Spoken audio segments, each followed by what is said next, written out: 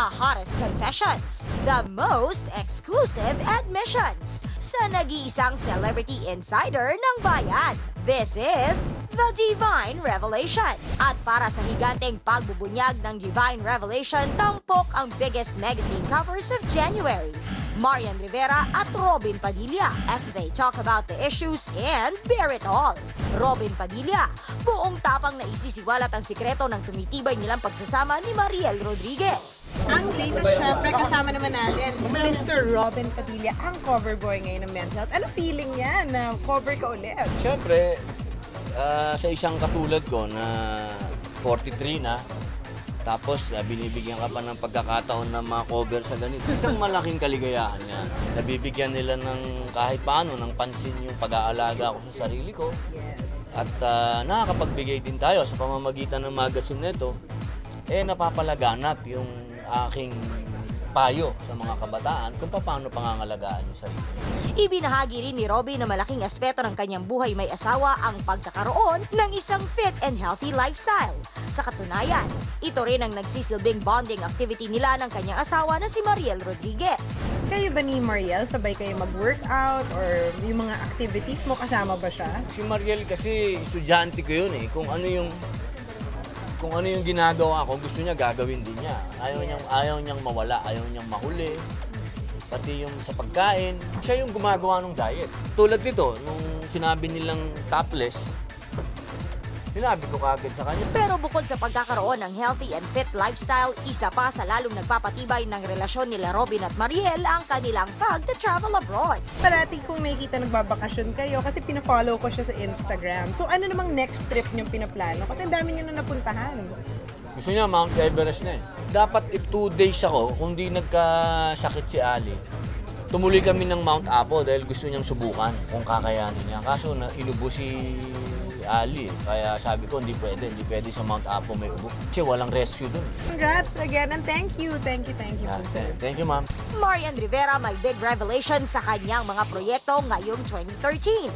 Siyempre, kasama naman natin ang napakaganda at sexy na si Marian. Marian, 2 cover ka this month. Anong feeling yan?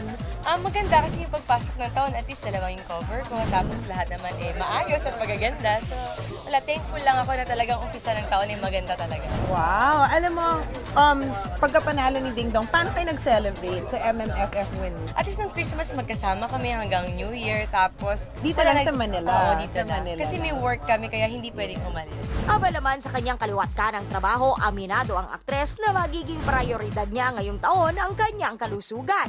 So ngayon, na balita ko, healthier ka na.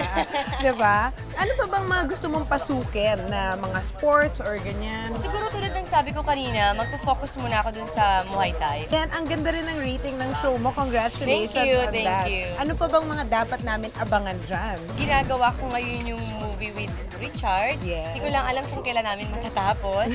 Tapos with Miss Ai. Pero medyo wag muna daw pag-usapan. Pero sinabi ko na din.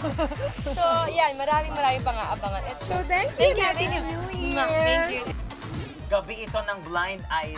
blind item. Pangalawahan mo ito. Correct. Okay, May go. kinalaman ito sa hot young actor. Hot. So, sikat Marami ito. silang yummy-yummy. Sino to?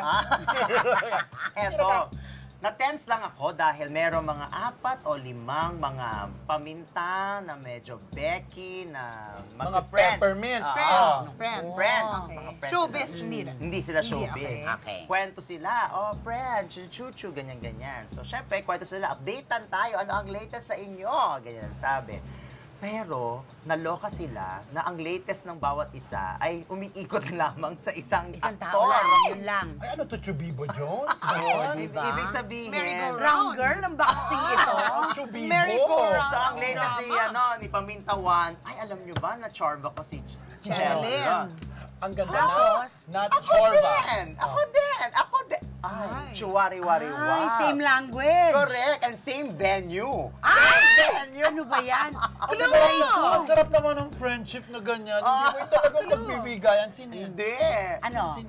Magbigay ka ng clue yung walang bulong. Walang bulo. Titingnan ko kung kaya namin. Tawag dito. Baka mapagkamalan siyang taga Binondo. Naku, meron yun. 2 na naman sila, pero hindi. Ha? Ang galing nito. Sino? Sino? At ito ba binulong niya?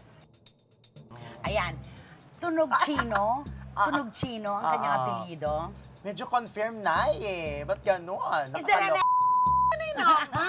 Sayang, kunin nila Oo yung nga, number. tapos sa Quezon City lang daw ang venue. Quezon City lang daw ang Teka, saan venue. yung venue? Saan yung venue? Direct. No way!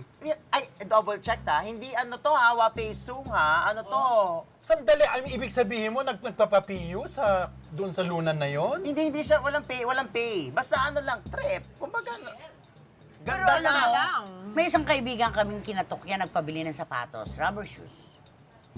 Oo, hindi pa siya ganun kakilala. Saan ka papadala address ko? Hindi, punta ka lang doon sa Mag-abang location ka na sa lang QC. sa location. Nakakaloka siya, no? Nakakaloka Ay, siya. sige. Sabi ko, so, teka lang. Yung apat ba mga pay, may mga pay. One daw. Trip. Kasi nga ano din, cutie belts board, ang ganda din. Trip to Jerusalem lang ito. I guess kung ganun ka, nasa height ka ng kasariwaan mo, hindi ba? At nasa height ka ng popularidad At mo. nabigyan ka ng pagkakataong sumikat. Naluloka pa rin ako. Madali para sana lang ma-realize niya na this is Alam not mo, forever, ha? nakakaano to, very well. Nako, mga bigating pasapog pa rin po ang bibigay namin sa inyo. Kaya tutok na dahil siguradong ito ang latest!